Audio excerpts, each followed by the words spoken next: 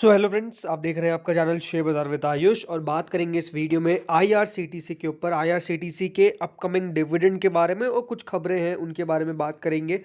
सो दोस्तों, आपको जैसा पता ही है, कंपनी ने अपने Q3 नतीजों के साथ अपना एक इंटरिम डिविडेंड घोषित किया था करीबन 175% का।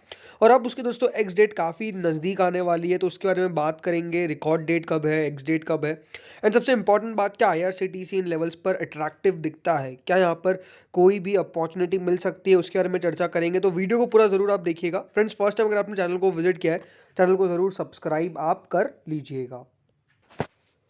सो फ्रेंड्स, सबसे पहले अगर आईआरसीटीसी के प्राइस के बारे में बात करें तो करीबन 644 पे स्टॉक ने क्लोजिंग दी है। फ्राइडे के सेशन के अंदर स्टॉक जो है वो फ्राइडे को करीबन 7.45 रुपीज़ नीचे बंद हुआ है। 1% के आसपास की गिरावट दर्ज करी है। सी, लास्ट जो पिछला एक महीना रहा है ना आईआरसीटीसी का, वो ऑलमोस्ट देखिए आपने क्या देखा, शुरुआत में स्टॉक एक कंसोलिडेशन दिखा रहा था लगातार एक ही लेवल पे, फिर अचानक से गिर गया, बट वापस से फिर बढ़ता हुआ नजर आया। और पिछला हफ्ता जो है, यानी ये जो पास्ट वीक है, उसमें करीबन 2.24% की तेज़ी आपने देखी।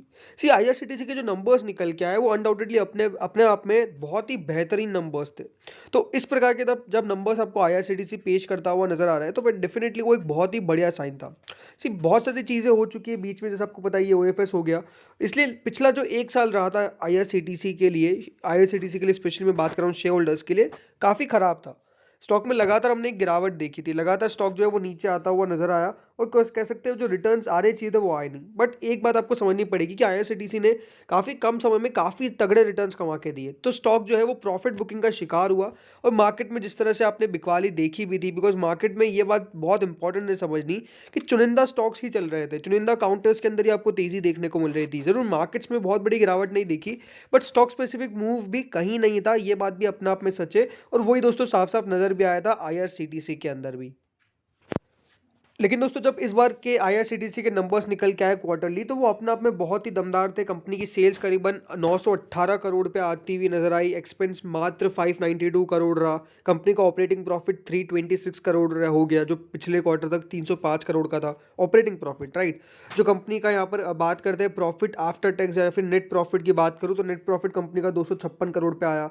कंपनी का जो ईपीएस है वो 3.19 का हो गया। तो आपने बहुत ही बेहतर कंपनी के जो है वो रिजल्ट्स देखिए, और नंबर्स के साथ साथ ही कह सकते हैं कि चीज़ें काफ़ी बढ़िया होती हुई नजर आई। सी, ये सबको पता है कि आईआरसीटीसी एक मोनोपोली कंपनी है। आईआरसीटीसी के पास कोई भी ऐसा कंपटीशन नहीं है जो इसको नुकसान पहुंचा सकता है। बट हाँ, हमेशा बाजार में यही बात बनी रहती है कि क्या कभी कोई मोनोपोली जो है वो टूट जाएगी, क्या कभी आईआरसीटीसी के लिए खिलाफ कोई कंपटीशन आ जाएगा, क्या सरकार जो है वो नए कंपटीशन को लेके आएगी। ये हमेशा दोस्तों जब भी क्वेश्चन उठता है ना, तो वो डेफिनेटली एक बड़ी चिंताजनक बात है, इसमें कोई डाउट नहीं है। बट ये बात भी आप समझिए कि अभी तो बहुत ही बढ़िया कर रहा है ना, और अभी हाल फिलहाल में मुझे लग नहीं रहा कि कोई बड़ा कंपटीशन आईआरसीटीसी के सामने आएगा। और इस कंपनी की हर चीज़ में आप नोटिस कर लीजिए, सब चीज़ बढ़िया है। एक डेट फ्री कंपनी है, अ, लगातार अच्छे क्वार्टर्स देती हुई नजर आई है। गुड प्रॉफिट ग्रोथ है कंपनी की of 23.8 CAGR over the last 5 years. एक गुड रिटर्न ऑन इक्विटी है जो कंपनी का ट्रैक रिकॉर्ड है, करीबन 3 साल का आरओई कंपनी का 31.6% का रहा है। एक हेल्दी डिविडेंड पे आउट रहा है करीबन 41.3% का। कंपनी के जो डेटा डेज है वो 161 से 111 हो गए। तो आप देख लीजिए कंपनी ने अपने डेटा डेज कितने कम कर लिए, यानी जो कंपनी उधार लेती है वो कितने दिन में चुका देती है, वो मात्र 111 दिन में। और यहाँ पे अगर आप नेगेटिव में ढूंढने आएंगे तो क्या क्या नेगेटिव है, एक अपनी बुक वैल्यू से 23 टाइम्स ऊपर ट्रेड करता है। प्रमोटर होल्डिंग कम होने का कारण ये आपको पता ही कि सरकार ओएफएस लेके आई थी। और कुछ पुअर सेल्स ग्रोथ है, यानी कंपनी की जो सेल्स ग्रोथ है वो हमेशा एक मेंटेन में रहती है, मतलब बहुत ज़्यादा भी बढ़ती नहीं है और बहुत ज़्यादा भी घटती नहीं है। ये इसलिए दोस्तों आप नेगेटिव में दिख रहा है, बट खास वो नेगेटिव नहीं है। तो ये सब फ्रेंड्स मैंने आपको इसलिए बताया कि आईआरसीटीसी के बारे में अगर आप नोटिस करेंगे तो कंपनी बहुत अच्छी है। बट अगेन वही बात निकल के आती है कि हमेशा इसके लिए खबरें निकल के आ जाती है, और वो डेफिनेटली मार्केट में थोड़ा सा खराब मूड माहौल कर देती है। बिकॉज सरकार ने भी जो लास्ट टाइम एक बार डिसीजन ले लिया था, उसका मार्केट पे बहुत ही नेगेटिव इम्पैक्ट पड़ा। उसके बाद वापस से ले लिया फैसला, तो ये बहुत सारी दिक्कतें रही है। बट अगेन अब क्या हो रहा है, अब दोस्तों बात करते हैं सबसे इंपॉर्टेंट डिविडेंड के बारे में। तो दोस्तों कंपनी ने जाहिर किया है डिविडेंड, कंपनी ने अनाउंस किया है डिविडेंड। इंटरिम डिविडेंड है करीबन 3.5 रुपीज़ का, 3.5 रुपीज़ का दोस्तों आपको देखने को मिलेगा कंपनी डिविडेंड देने वाली है। और 22 फेब इसकी एक्स डेट है, ये बात ध्यान रखिएगा। अगर 22 फरवरी इसकी एक्स डेट है तो ये बात ध्यान रखिएगा, 23rd ऑफ फेब जो है वो इसकी रिकॉर्ड डेट रहने वाली है। आपको हमेशा कभी भी अगर डिविडेंड चाहिए किसी कंपनी का तो आपको उसकी एक्स डेट से पहले खरीदना पड़ता है। कौन सी डेट से पहले? एक्स डेट से। अगर आप एक्स डेट से पहले पहले खरीद लेंगे तो फिर आप दोस्तों एलिजिबल रहेंगे, यानी आपको 22 से पहले खरीदना पड़ेगा। अगर 21 को खरीदेंगे तो आप एलिजिबल रहेंगे, 20 को खरीदेंगे तो आप एलिजिबल रहेंगे। और कब तक एलिजिबल रहेंगे? अगर आपने लेट्स से 21 तारीख को भी खरीदा, राइट, तो आपको 21 तारीख को खरीदने के बाद 23 तारीख तक उस स्टॉक को होल्ड करना पड़ेगा, तब जाके दोस्तों आप एलिजिबल होंगे। अदरवाइज अगर आप सोचते हैं कि मैं 22 को ले लेता हूँ तो ये बात ध्यान रखिएगा, आप एलिजिबल नहीं रहेंगे। अगर आप सोचते हैं कि मैं 23 को ले लेता हूँ रिकॉर्ड डेट के दिन, तब भी आप एलिजिबल नहीं होंगे। आपको एक्स डेट से पहले एक दिन पहले स्टॉक को बाय करना पड़ता है, उसके बाद जाके ही आप फ्रेंड्स एलिजिबल रहते हैं। और कम से कम एक दिन उसको होल्ड करिएगा टिल 23 ऑफ फेब।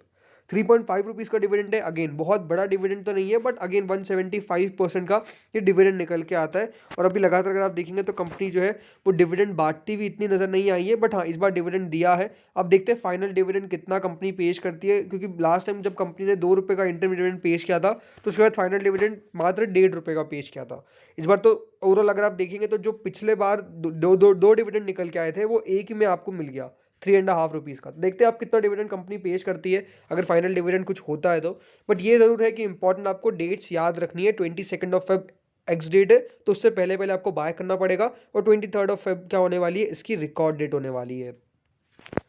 अब दोस्तों अगर आप IRCTC पे एक्सपर्ट्स की राय भी समझेंगे तो IRCTC पे चॉइस ब्रोकिंग के एग्जीक्यूटिव डायरेक्टर सुमित बागड़िया की तरफ से दोस्तों साफ साफ कहा गया है कि IRCTC के शेयरों को 630 से 635 रुपये के लेवल पर इमीडिएट सपोर्ट है। और शेयरों को बाउंस बैक करने पर ये 680 रुपये के लेवल पर पहुंच सकते हैं। वही ये 680 रुपये का लेवल अगर पार करने में कंपनी कायम रहती है, सक्षम रहती है, तो करीबन 710 रुपये तक के लेवल्स आपको देखने को मिल सकते हैं। ये दोस्तों साफ साफ कहा गया है।